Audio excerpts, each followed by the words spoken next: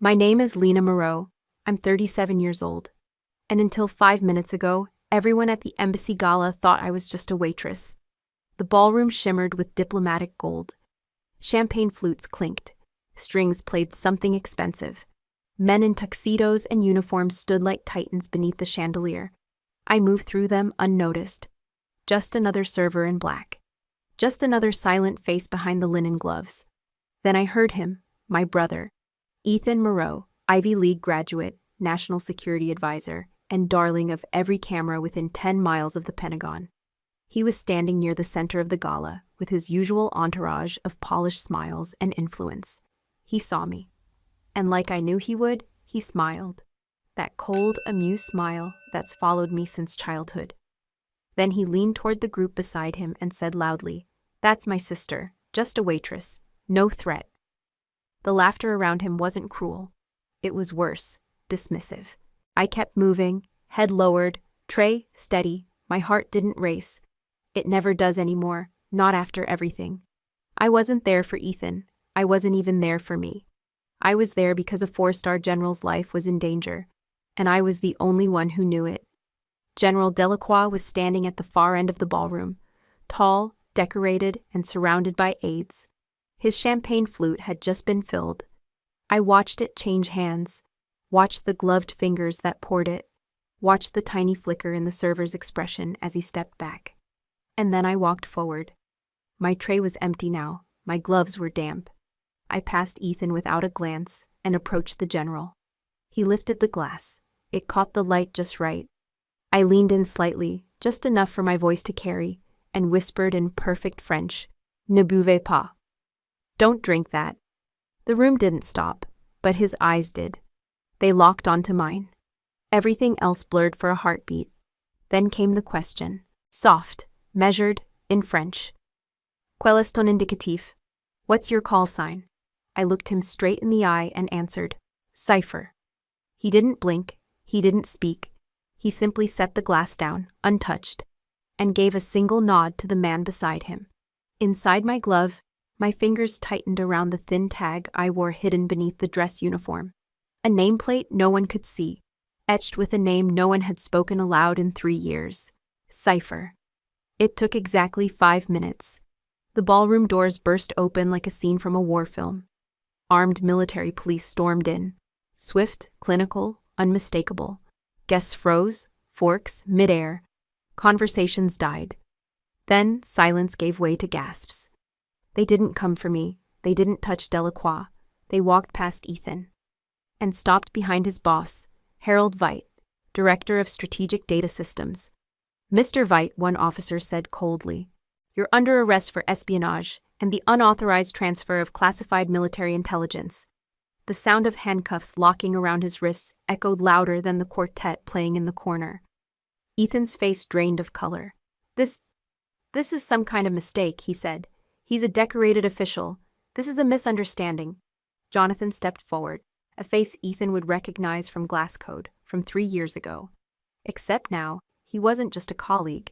He was the commanding agent on scene. "No mistake," Jonathan said, eyes not leaving Veit. "We've been listening for 3 years, and Cipher just confirmed it." I didn't speak. I didn't look at Ethan.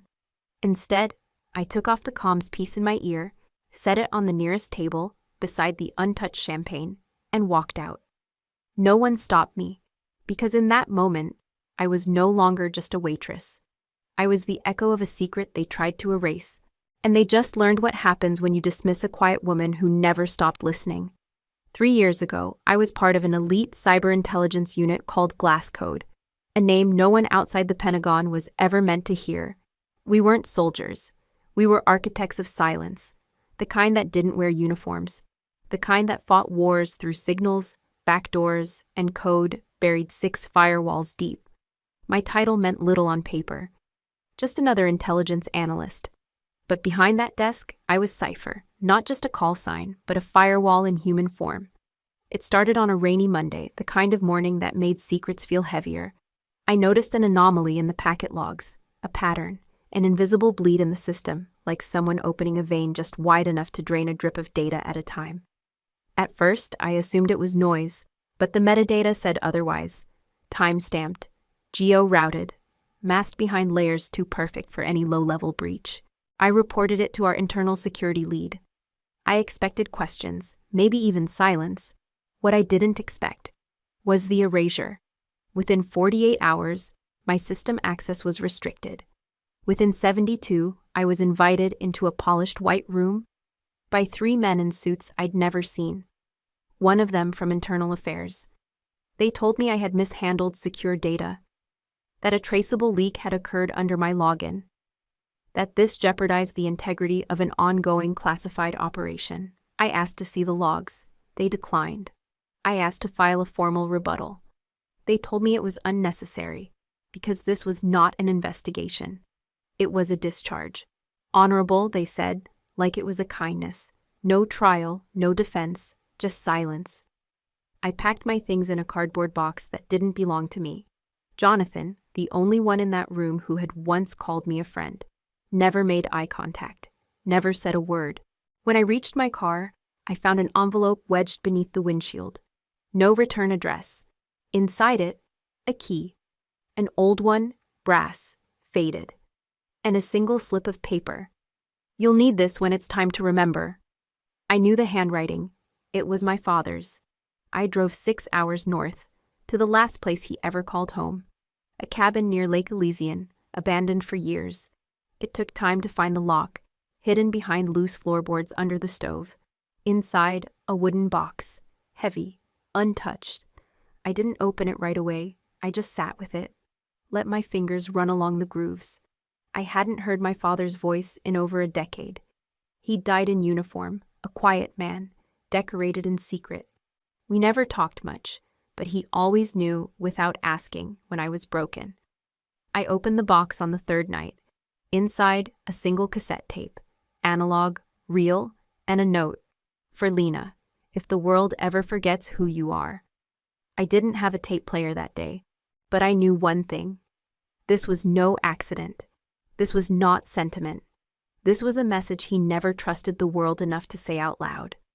In that moment, I didn't cry. I didn't scream. I just realized something no tribunal, no government suit, and no brother of mine had ever understood. If they thought they could rewrite my story by deleting the truth, they underestimated the one thing I never forgot how to do: decode silence. And I'd just begun. Jonathan didn't say goodbye the day I left Glasscode. He stood in the corner of the operations room, arms folded, eyes fixed on the terminal screen like it held the meaning of loyalty. Jonathan and I had been partners for 5 years, decoding patterns no one else could see. He was brilliant with systems, a quiet genius, but in that moment, he said nothing. That silence cut deeper than any accusation the suits and internal affairs had thrown at me. I remember looking back once before the elevator doors closed. I waited for him to nod, to offer a hint that he believed me. He didn't. His face was blank, but I caught the smallest shift in his jaw, like he wanted to speak but swallowed the words instead. For months after, I replayed that image in my mind, wondering if Jonathan had doubted me or if fear had chained his voice. Maybe both. Then there's Ethan, my older brother. If Jonathan's silence was painful, Ethan's voice was a weapon. He's the golden child of the Moreau family, a Georgetown graduate with a degree in international relations, a polished resume, and a career that screams success. Ethan believes in visible victories, promotions, medals, applause. He's always believed that what I do or did was less than that. To him, my service in Glasscode was just another odd job. He never knew the details. He never cared enough to ask. Lena, you should have gone to college like everyone else, he told me once, after our mother's funeral. Instead, you've been wasting your time with whatever it is you do. He didn't know I had been Cipher, the shadow behind countless cyber operations that prevented bombs from going off, networks from collapsing, and secrets from being stolen by foreign agents. I saved lives from a screen, but in Ethan's eyes, I was still just his little sister without a degree. Ethan thrives in places like embassy galas, where the air smells of expensive cologne and whispered power deals. I avoid them like the plague. But standing there that night in Brussels, disguised as a waitress with a champagne tray, I felt a strange calm. Ethan's mocking words, just a waitress, only fueled the fire I had been carrying for years. I keep a single reminder of who I truly am, my Cipher tag. It's a small metal nameplate, no bigger than a dog tag, but etched deep with that single word, Cipher, in letters so fine they almost vanish under light. It was given to me by my unit commander the day we dismantled the biggest threat Glasscode had ever faced. "This is not for your neck," he'd said. "This is for your heart. Keep it close." I've carried it in the inner pocket of my jacket ever since. Even when I was dismissed, even when I felt like nothing more than a discarded piece of old tech, I kept that tag near my chest. Some nights, I'd press my thumb over the letters until I could feel the grooves. It reminded me I had once been someone. Jonathan's silence after my departure became a shadow that followed me everywhere. Months after my discharge, I received a single encrypted email from an anonymous account. The message was just 5 words. "Trust no one, not even me." I knew it was from Jonathan. His fingerprint was in the phrasing, the clipped tone, the precise spacing. He was warning me, but also confessing his own fear. Whatever I had uncovered in those data leaks, it wasn't just a glitch. It was something bigger, something he was too afraid to confront. Ethan, meanwhile, grew louder in his disdain. Every family gathering turned into a subtle interrogation. "Still serving drinks? Or have you found a real job?" He'd laugh like it was a harmless joke, but I knew better. He needed to feel superior because he didn't understand me. Maybe he didn't want to. The gala wasn't the first time Ethan underestimated me, but it was the first time he saw my true face. Not the uniformed Cipher of Glasscode, but the woman who carried both betrayal and clarity inside her. That night, as I slipped my fingers over the Cipher tag beneath my blouse, I made a quiet promise to myself. I wouldn't just survive their silence and judgment. I would rise from it. I would make sure they understood that strength isn't always loud. Sometimes it's the quietest person in the room who changes everything. 3 years. That's how long the box sat untouched, buried beneath the floorboards of my father's cabin, its brass edges dulled by time, its weight quietly growing heavier in my memory. I brought it home the day I left Glasscode, a silent companion to my exile. I didn't open it then. I wasn't ready. But that changed after Brussels. That night, after the arrest. After I walked away from a room that had finally seen me, I returned home. And the silence in my apartment felt different. Not oppressive like before, but expectant. Like something was waiting. I pulled the box from the back of my closet, dust clinging to its edges like old regrets. My fingers trembled, not from fear, but from the weight of what might finally be revealed. I sat on the floor and opened it. Inside, the cassette, still intact, still labeled in my father's handwriting. For Lena, if the world forgets you. Beside it, a photo, black and white, faded. My father in uniform, standing beside a man I didn't recognize. Tall, narrow shoulders, wearing a suit instead of fatigues. Both were smiling, but neither looked happy. I retrieved the tape player I had found years earlier at a flea market in New Jersey. A vintage relic, bought without purpose at the time. Maybe some part of me always knew this day would come. I slid the tape in, pressed play. There was static at first, soft, crackling, intimate. Then came his voice. "Lena, if you're hearing this, I'm gone. I never had the chance to tell you everything, partly because I didn't trust the world to listen. Mostly because I didn't want to see you hurt the way I was. I didn't breathe. I just listened. I know they pushed you out. I know it wasn't your fault. The same thing happened to me years ago. They erased me too. Not because I failed, but because I found something I wasn't supposed to see." My throat tightened. Cipher wasn't born to retaliate. She was born to decode. Your job isn't to destroy the people who silenced you. It's to reveal the truths they buried. The tape hissed again. Like his voice had to fight through time to reach me. In my final months, I traced something. A channel, encrypted. They were bleeding data to someone buried inside our own walls. I traced it to Veit's division, but I couldn't prove it. My heart stopped. Veit, Ethan's boss. The man who'd been led out in handcuffs at the embassy gala. "There's a second file. I left it hidden. You'll find the key under the picture in this box. It's not finished. I couldn't finish it. But you can." I lifted the photo. Behind it, taped to the wooden panel, was a micro SD card sealed in foil. I held it up to the light. The label had one word: ashes. You'll know what to do with it, but don't do it alone. Jonathan may have gone silent, but he knows the architecture. You'll need him. There was a long pause, the kind that made me wonder if the tape had ended. Then softly, I always knew you'd be better than me, Lena. Not louder, better. Click, the tape stopped. The reel spun a moment longer and went quiet. I sat there on the floor for a long time. For years, I thought my father died without knowing who I became, without understanding the damage that was done to me. But he knew. He saw what was coming, and he left a trail, one that led directly back into the shadows I'd been forced out of. I inserted the micro SD card into my secure terminal. The screen blinked to life, a single folder, time-stamped 15 years ago, encrypted with Glasscode's legacy cipher. I recognized it instantly. Inside, packet logs, email fragments, chat transcripts. Some were incomplete, some were corrupted, but enough remained to tell a story. One that began long before I joined Glasscode. One that named names, dates, IP trails, an entire ecosystem of silence. And buried within the logs, a single audio file. I played it. It was Vite's voice. Unmistakable. She's not a threat. She's just a support asset. Let her take the fall. No one will believe her without a title. That was the day they decided I would be erased. And that was the moment I decided I'd never be silent again. The audio file from the micro SD card wasn't complete. It started clean. Vite's voice, crisp and arrogant, exactly as I remembered him. I listened to it twice, then 3 times. By the 4th replay, I noticed something, a gap. It wasn't a silence, not the kind that comes from someone pausing to think. It was a compression artifact, a manipulated pause, too perfect, too clean, exactly 2.4 seconds of static. Like a surgical cut in a conversation that should have flowed naturally.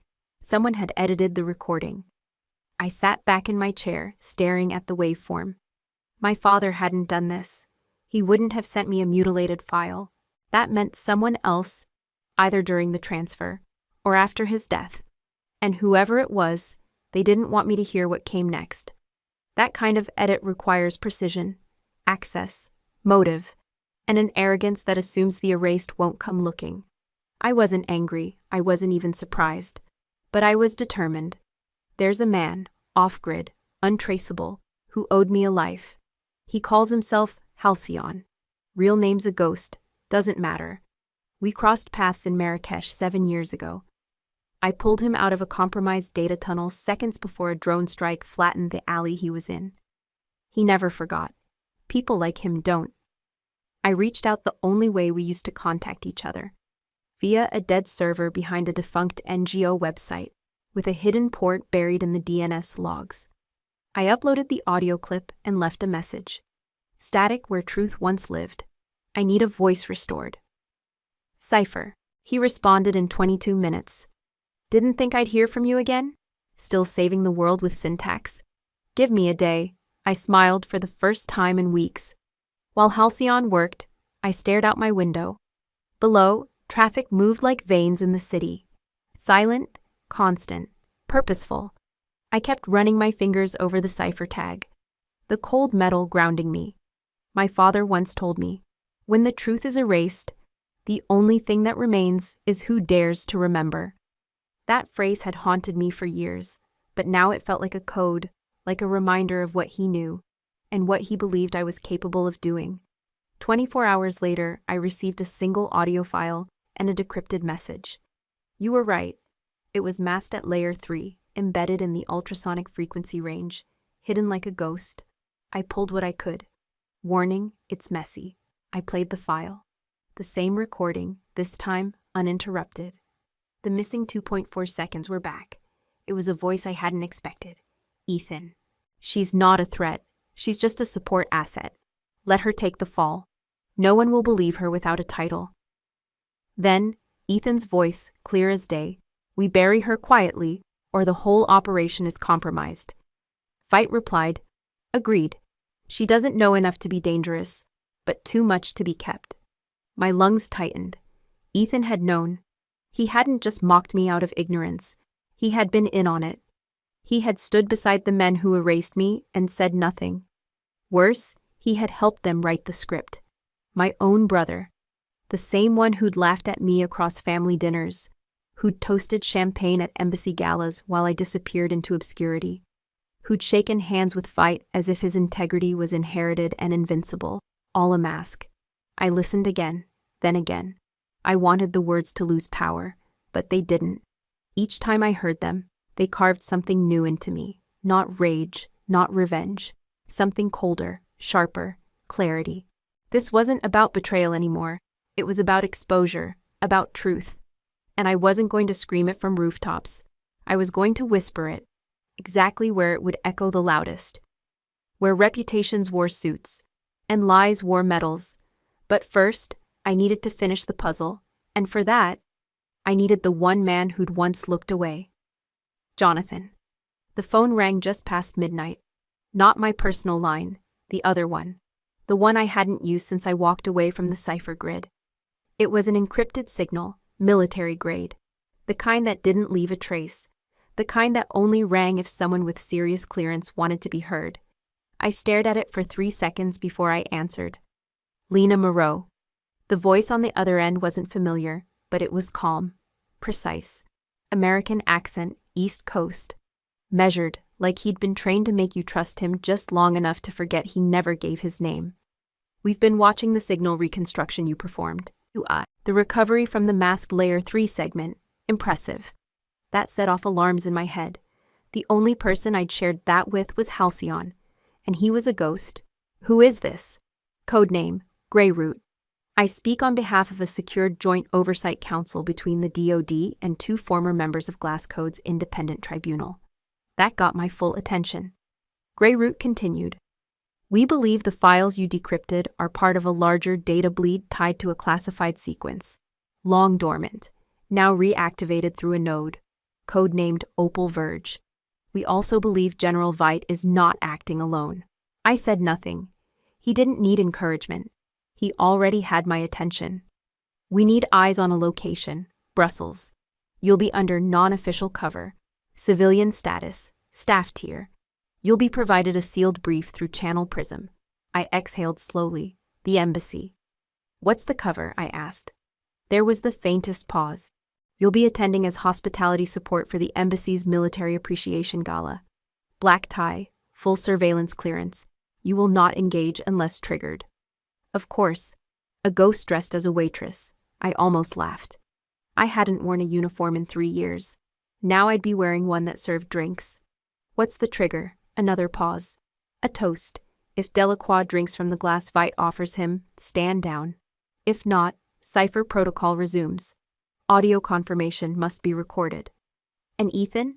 He's still a wild card, but he's attached to Veit's retinue. If he exposes you, we pull the cord. I nodded, even though he couldn't see me. You don't need to answer now, but if you accept, go to Gate D at Union Station tomorrow by 6 a.m. There'll be a man with a copy of La Peste in his left hand. Say, we don't catch what we don't name. He'll handle the rest. Click, the line went dead. I sat in the dark, let the silence stretch around me. This wasn't just a mission. It was a trapdoor into everything I'd tried to seal shut. Veit, Ethan, Delacroix. This wasn't about revenge, not anymore. This was systemic rot, and someone out there finally wanted to shine a light on it, or use me as the match. I opened my drawer, took out the black utility belt, slid the Cipher tag into the fabric, close to my chest. It fit like it never left. I picked up my burner and texted one word to the number Halcyon had used. Greyroot. 2 minutes later, he replied, if they're reaching out, they're desperate. Be sharper than they expect. I didn't sleep that night. But when dawn came, I was at Union Station, and I was ready. The apartment was silent, except for the quiet clicks of gear being tested. I laid everything out on the table, the way I had in the past. Only this time, the mission wasn't sanctioned. Not officially. First, the micro-directional earpiece, small enough to hide beneath my hairline, sensitive enough to pick up whispers across a ballroom. I calibrated it to channel Delta 4, secure. Then came the pinhole camera.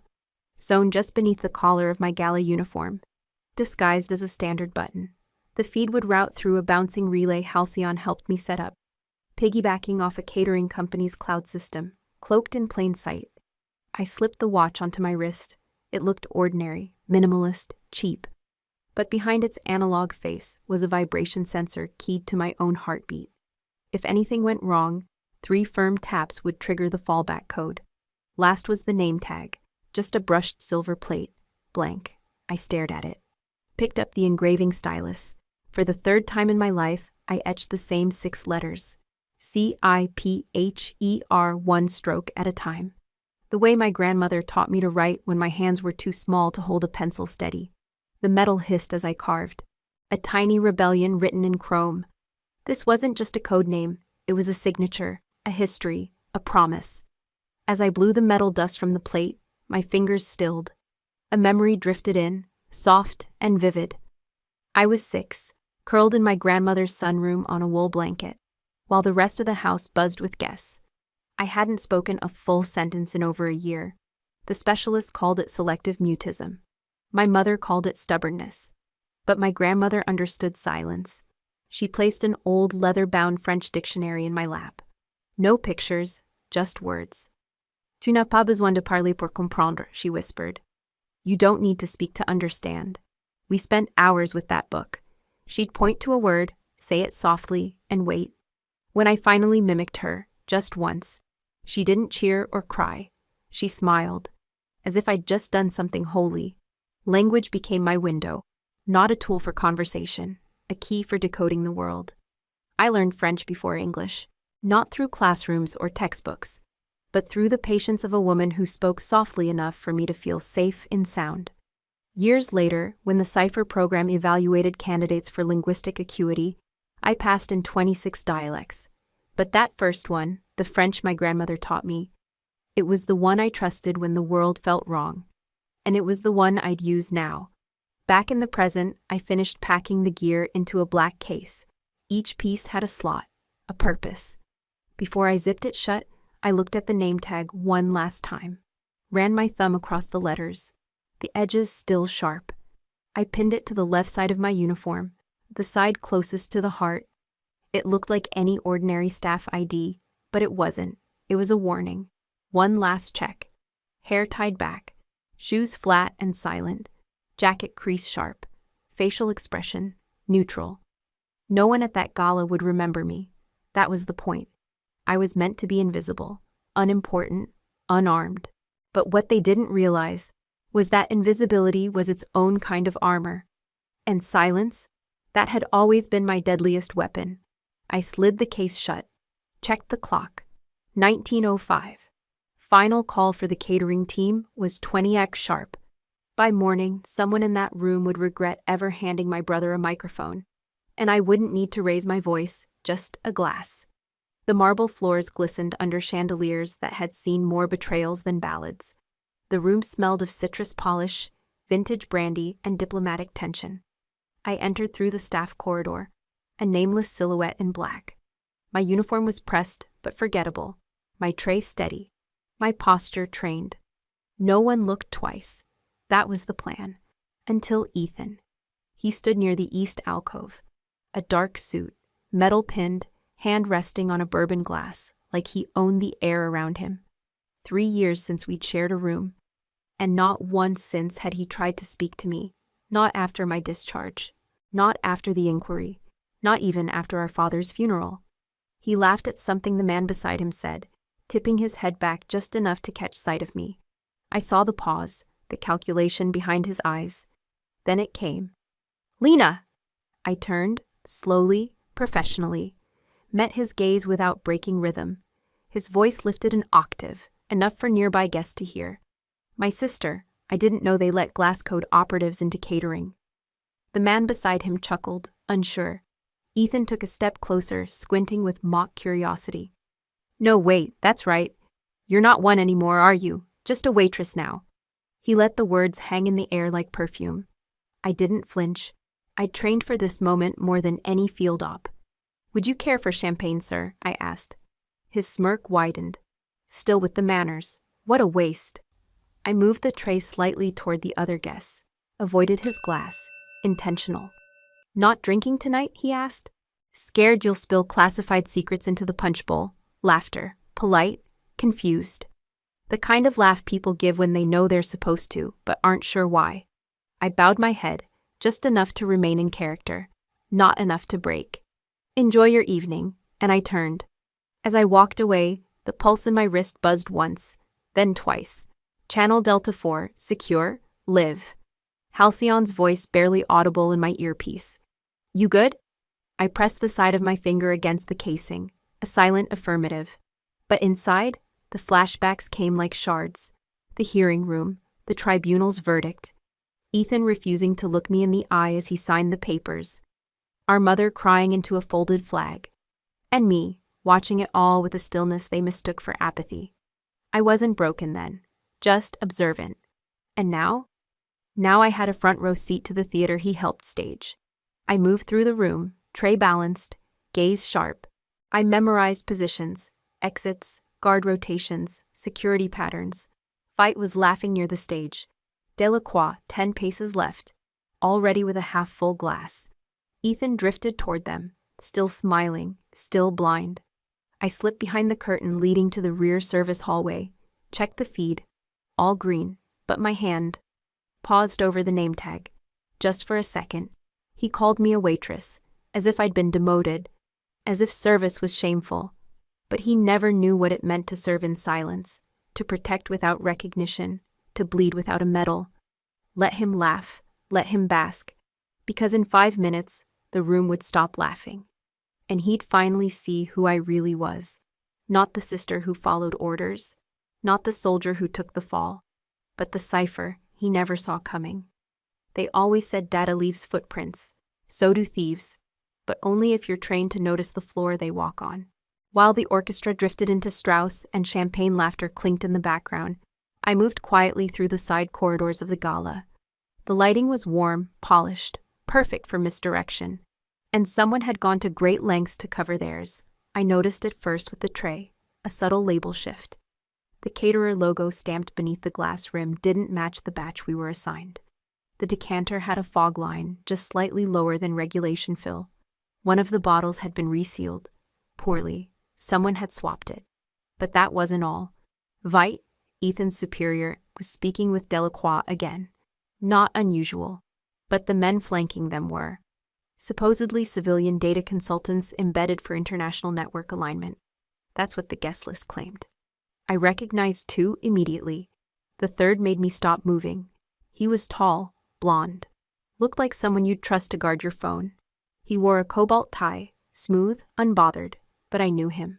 Years ago, during my first year at Glasscode, I'd been assigned to track metadata exfiltration across 3 compromised NATO nodes. That man, the one now laughing near the general, had been quietly escorted out of the Berlin tech cell for internal misalignment, which was code for caught siphoning subroutines. They buried the scandal. No formal charges, just relocation. And yet here he was, fully credentialed, holding a secure USB like it was a thumb drive full of cocktail photos. That was when my pulse changed. I tilted my tray ever so slightly. My collar mic buzzed with a quick ping. Halcyon noticed it too. You see that? He whispered. Cobalt tie. Confirmed, I said under breath. I hovered briefly by a mirrored column, allowing the surface to reflect Delacroix's group. That's when I caught it. Veit pulled a small black case from his inner jacket, handed it to the cobalt-tied man, who exchanged it with an identical one. I blinked. Twice. It was a classic swap. Old school, physical data handoff designed to trick basic surveillance. 2 drives, exact casing, one filled with garbage logs, the other holding raw, decrypted cipher key sets. My stomach clenched. If those keys matched what I thought they did, they weren't just playing politics. They were dismantling systems, blindfolding allies, one protocol at a time. I took 3 steps forward. Veit turned, met my eyes. For a moment, I wondered if he saw past the apron and tray, but he didn't. He nodded dismissively and turned back. That arrogance? It would cost him more than his clearance. I veered toward the sidebar, resting the tray down while adjusting my ear feed. Grey root, I whispered. Receiving, a crisp voice replied. USB swap confirmed. Repeat, visual ID on Cobalt, former Berlin tech cell. Probable payload in transit. Proceed as planned. I exhaled slowly. I didn't need to break cover yet, but it wouldn't be long. Back in the ballroom, Delacroix raised his glass again. Surrounded by men smiling too wide and speaking too little, Ethan now stood beside Veit, clearly basking in proximity to power. He looked proud. But pride is louder than evidence, and evidence was what I held in my silence. I moved into position. The lights dimmed slightly as a pianist began the next piece, something in B minor, haunting. As I passed a mirrored tray to another guest, I caught my reflection, still the waitress. But behind the collar, near my heart, the Cipher tag burned cold against my skin. Let them underestimate me. That was part of the trap. Delacroix lifted the glass. Not casually, ceremonially. His movements were precise, as if each gesture was rehearsed and timed to an unseen clock only he and history could read. The room quieted a beat as his fingers curled around the crystal stem, the liquid inside catching a glint of chandelier light. He was about to drink. I stepped forward. My shoes didn't echo. My tray no longer carried glasses. My apron was neat, my badge untouched. But my pulse, controlled. One deep breath. One memory of the moment I stopped being silent. He didn't see me coming. Most men like him never do. I stood beside him, close enough for his security detail to glance, but not close enough to trigger protocol. I bowed slightly, as a server would, and I whispered, "Ne buvez pas." Don't drink. Time slowed. He didn't turn fully, just froze. There was a flash in his eyes. Not panic, not yet, but recognition. A single syllable in the right tongue can trigger memories no code ever will. "Quel est ton indicatif?" he said under his breath. "What's your call sign?" I answered without hesitation. "Cipher." He stared at me, truly looked, for the first time. His gaze sliced through the disguise, the apron, the facade of servitude. The commander returned in him. Years of war and betrayal of betrayals etched in the lines beneath his eyes. And then, the shift. He placed the glass down, not abruptly, not with fear, but with deliberation. As if the crystal itself had turned radioactive. I stood still. One of his aides moved, ready to question. Delacroix raised a hand. The aide froze. The music faded into background blur. Distant laughter became muffled. He leaned in, barely tilting his head. His French was flawless, cold, familiar. "Depuis quand avez-vous été en sommeil? Since when have you been dormant?" "Depuis Glasscode." Since Glasscode. A beat passed. He straightened his lapel, lifted his chin. "Vous êtes en retard." You're late. "Vous êtes en danger." You're in danger. Another breath. Another quiet command from his eyes. One of the men beside him nodded and disappeared into the crowd. Delacroix turned ever so slightly, blocking the visual line from Ethan and Veit. "Who else knows?" he asked, this time in English. "Enough," I replied. He looked toward the stage, then back at the drink. "They compromised the diplomatic network." I nodded. "The payload's already inside, swapped through USB relays. Someone's about to trigger it. I don't know if you're the target or the distraction." He studied me, weighing silence like it was ordnance. Then, "I thought Cipher was a ghost file." "We usually are," I said. For a moment, nothing moved. Then, a flick of his hand. His team shifted formation. One whispered into a cuff. The other scanned the exits. I knew what that meant. The gala was about to become a trap, just not for me. "Will they recognize you?" he asked. "Not until it's too late." He nodded once, almost respectfully. "You were always better than they gave you credit for." That stopped me for a second. Not because of the compliment, but because of who hadn't said it, who never would. Ethan was still laughing near the West Bar, holding court like a man who believed no secrets could ever outrun his smile. But the truth was already circling. And the glass he hadn't seen raised would never be drunk. I turned to leave. Delacroix's voice followed like a shadow. "Cipher?" "Yes, sir?" "Don't disappear again." I paused. "Only if they stop pretending I never existed." And I walked back into the crowd, invisible, observed, ready. The moment the final syllable left Delacroix's lips, I felt it, the air shift. like pressure dropping before a thunderstorm. It started with a single crackle in my ear, a comm line I hadn't activated, then heavy boots, steel-toed, marching with purpose. The ballroom doors slammed open, gasps followed. Military police, full gear, emblems gleaming. Each step rang louder than the music, now cut mid-beat. Every guest froze. Conversations collapsed mid-sentence. Wine glasses tilted, stopped. At the center of the phalanx, Jonathan. I hadn't seen him since the day I walked out of Glass Code, with nothing but a cardboard box and bruised trust. He was older now, leaner, sharper, but the eyes, those were the same, still burning under silence. He scanned the room like he'd memorized every angle. Then, he saw me. 1 beat, 2, no words. He simply brought 2 fingers to his earpiece and said clearly, "Confirm, Cipher authenticated." That one sentence detonated the quiet. The MPs split into formation and made a beeline straight for Veit. Ethan blinked, confused, still unaware the hunter was already in the cage. "What the hell is this?" he shouted. Veit, halfway through a joke, didn't even finish the punchline before 2 officers grabbed his arms. "You're under arrest for espionage, unauthorized extraction of classified data, and breach of international protocol." Gasps again. Phones came out, flashlights flickered. "There's a mistake," Veit stammered. I have clearance." "Not anymore," Jonathan replied. "You were flagged 3 hours ago." "By who?" Jonathan didn't even blink. "Cipher." Veit looked at me, really looked, for the first time. Then, realization cracked across his face like glass under pressure. "No, she's just—" Ethan cut in, livid. "She's my sister. She's not even military anymore." Jonathan's eyes flicked to Ethan, voice flat. "Sir, please step back. This is an active investigation." But Ethan stepped forward, his voice louder now. "Lena, what did you do? What is happening?" The whole room watched now. I didn't move. I didn't need to. Veit was being cuffed. Read his rights. A diplomatic attaché stood slack-jawed, unable to form a sentence. Jonathan looked at me once more, gave the smallest nod, not of command, but of recognition, then turned away, directing the extraction.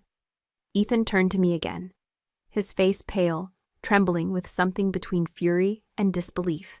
"Lena, what is this?" I met his eyes. All those years of being dismissed, mocked, erased, labeled just a waitress or just emotional or just a woman. Now? I said nothing, just met his stare, and gave him a single, deliberate nod. No gloating, no smirk, just truth. He stumbled backward slightly. "Cipher," he whispered, like tasting a word he'd never learned to spell. But by then, the moment had moved past him. The real game was already over. The extraction team disappeared into the hallway with Veit. The guests began whispering again. The music resumed, half-heartedly, as though unsure it should.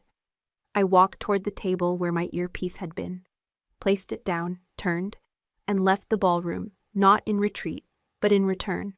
The embassy gala had ended hours ago, but I was still sitting alone in the dim back room of the consulate. The last glass had been cleared. The chandeliers above faded to a soft hum. I had taken off the uniform. I wasn't a waitress anymore. I never really was. A soft knock on the door. "Lena," a voice said. I knew that voice. I hadn't heard it in years, but it hadn't changed. Jonathan. He stepped inside, no longer the fresh-faced analyst I remembered. His uniform bore the stripes of command now. He looked older, wearier, but the way he avoided my eyes said something deeper. "I owe you something," he said, holding out a flash drive. I took it, not yet trusting it was what I thought. "It's the full audio," he said. "The original recording, uncut, unaltered. The one you never got to hear." My hands tightened around the plastic. "You had this?" "I had access to it. But I didn't speak up. Not 3 years ago. He swallowed hard. "I was up for promotion. I kept quiet." There it was. Not just betrayal. Cowardice dressed in ambition. "Why now?" I asked flatly. Jonathan looked down. "I saw you tonight. Saw who you still are. And who I let them erase." "You didn't deserve what happened to you." I didn't answer. I plugged in the drive to my secured laptop. The recording loaded, familiar static filling the room, followed by my father's voice, his deep, deliberate tone. "If you're hearing this, it means they've buried me," he began. "I left a trail, Lena, when I wasn't supposed to. Glass code. Wasn't just an operation, it was a cover.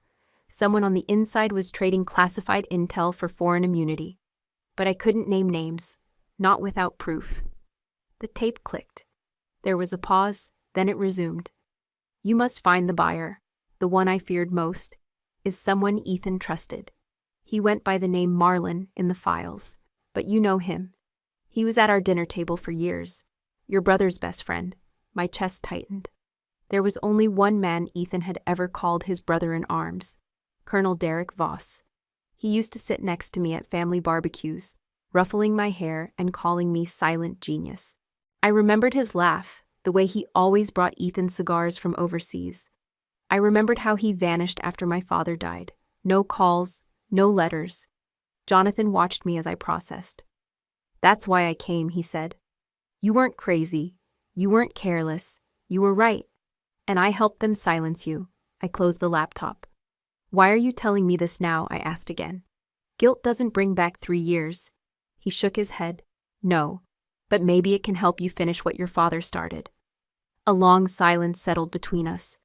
"Do you know where Voss is?" I finally asked. Jonathan nodded. "He's been stationed out of Stuttgart, but rumor is he's been meeting with Delacroix before every security briefing, off the record, no logs." I stared into the darkness. Then the gala was just the beginning. Jonathan reached into his coat and pulled out an envelope. "There's more. Flight logs, hotel receipts, conversations traced through burner phones, enough to start a chain." I took it without a word. My hands were steady. "Lena," he said gently, "you still have time to walk away from this. No one would blame you." "I would," I said. He gave a sad smile. "I figured you'd say that." As he turned to leave, I stopped him. "Why did you really bring this?" He looked back. "Because the first lesson you ever taught me was that silence helps no one. And I've been silent too long." He walked out, the door clicking softly behind him. I sat for a long time. Then I slid the drive into a hidden pocket in my bag. Picked up my phone, dialed a number from memory. "Greyroot," I said when the line picked up. "We're not done." And I meant it. I stood in my small apartment, staring at the blinking cursor on the screen. My fingers hovered over the keyboard. The final audio file was ready, unedited, complete. My father's voice preserved across time and betrayal. I had waited 3 years for this. Or perhaps all my life. Jonathan had delivered the recording to me without ceremony, his guilt hanging in the air like stale smoke. He didn't ask for forgiveness, he knew better. I didn't offer it either, not yet. Instead, I uploaded the file to a secure, open-access military transparency portal, something my father once fought to create. One click, and everything he risked his life to say would be heard not just by analysts or brass, but by the very people the system claimed to protect. As the progress bar inched toward completion, I whispered quietly to myself, "This isn't about revenge. This is the truth reclaiming oxygen." It went live within 3 minutes. By dawn, the fire had spread. News channels lit up with segments titled Whistleblower's Final Message, Cipher Returns, and Code of Honor. In the Capitol, a special subcommittee was formed. The Senate Intelligence Committee called for an emergency hearing. The brass scrambled. I wasn't invited to the hearing, but that was fine. I wasn't meant to be on the stage. I was the echo. Instead, I watched from a small cafe near the reflecting pool. The screen above the bar switched to live coverage from Capitol Hill. The gavel fell. The hall silenced. And then I heard him. My father's voice, deep, calm, and deliberate. "If you're hearing this, I am no longer alive. That's not tragedy, that's timing. My name is Colonel Lena Moreau. I served under Glass Code and Blue Vial. Cipher was my project, yes, but she was also my daughter. Her name is Lena. To those who discredited her, who buried what she found, who profited while we looked away, this is my final debrief." The room grew quieter as his voice filled every crevice. He spoke of systemic failures, of untracked data handoffs, of personnel killed to hide file leaks, Leaks traced back to one man, Gregory Sloan. A name I hadn't heard in years, but I knew it well. Sloan was Ethan's closest friend in college. They enlisted together, rose together, and from the voice logs my father included, it was clear. Ethan may not have orchestrated it, but he knew. My hand trembled around the porcelain cup. I didn't cry. I didn't curse. I simply sat and listened as my father gave me back my name. Cipher was never designed for vengeance. She was built for precision. To find, isolate, and decode what others call chaos. If she's hearing this, Lena, remember, you are Cipher, not for applause, but so the wrong does not repeat. That final line landed like a hammer wrapped in velvet. I closed my eyes and memorized its weight. The camera inside the Capitol shifted. There it was, my small contribution. The only physical object I had mailed in that morning. A silver tag, scuffed and old but clean. It sat on the hearing table beside a glass of water. Cipher etched into it. No last name, no rank, no unit. Just a designation once erased, now visible under the harsh lights of accountability. The hearing went into closed session after 23 minutes. That's all it took. The next day, Sloan resigned. Veidt was charged with 4 counts of espionage. Ethan vanished from the media, but not from my memory. I walked to the reflecting pool that evening, alone, no medals, no marching band. Just me and the truth I'd carried. A small child walked past me, holding her mother's hand. She paused, pointed to my name badge still clipped to my coat. Cipher, she read. Is that your name? I smiled. No, it's what I became. And I let the silence answer the rest. 3 days after the hearing, I found a package resting on my doorstep. No return address, no stamps, just my name, handwritten in Ethan's unmistakable script. I didn't rush to open it. I let it sit on my kitchen table as I made tea, swept the floor, and watched the sky change color through the window. The weight of that box wasn't just physical. It pressed on the air. When I finally opened it, I recognized the scent before I saw the contents. Aged paper, worn leather, a trace of the cologne Ethan always stole from our father. Inside lay an old French dictionary. Its spine was cracked, the pages soft and yellowed. I hadn't seen it in decades. This was the very same book my grandmother used to teach me to speak. When I was mute as a child, when words refused to come from my lips, this book was how I survived, how I translated the world, word by word, page by page. Taped to the inside cover was a note, just a few lines, written in French. Je n'ai pas écouté, mais maintenant je lis. I didn't listen, but now I read. There was no signature, but he didn't need one. Ethan never apologized the way others did. No begging, no breakdowns, just simple, clean gestures, ones you had to choose to interpret. This was his way of saying, I knew, and I chose wrong. And maybe now, he chose differently. I sat with the book for a long time. My fingers tracing the underlined words, entries circled in pencil from years ago. Trahison, betrayal, famille, family, vérité, truth. I remembered the night I stopped speaking, the night I overheard our father say to my mother, Lena's not broken, she's just busy decoding. It wasn't pity, it was faith. He believed I was more than my silence. I closed the dictionary gently and placed it beside the wooden box that once held his final recording. The 2 objects now sat together on my bookshelf. One taught me how to understand. The other reminded me what understanding costs. I didn't cry. There was nothing to mourn. Only space to breathe. Some people wait for a clean ending, a parade, a courtroom victory, but I've learned those are just illusions. Real closure doesn't come with a final word. It arrives in the quiet, in the choice not to reopen a wound. Ethan's letter, if that's what it was not a plea to reconnect. It was a mirror, one that simply asked, Do you see me now? And my answer, held in silence, was yes. I didn't respond. I didn't need to.